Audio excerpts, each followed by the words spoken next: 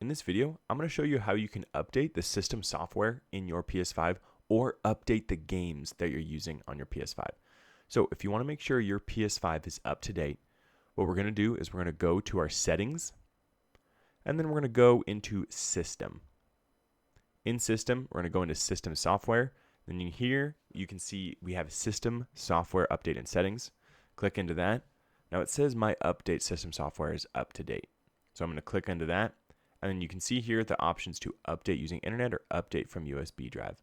So I'm going to click update from using internet. And as you can see, I have the latest version. So this is how you can update your system software on your PS5. And then if you're trying to play your games and you want to make sure your games are up to date, you can just navigate to one of your games if it's in this cross media bar, or you go to your game library and then go to the game you want to play and then press the start button on the PS5 controller.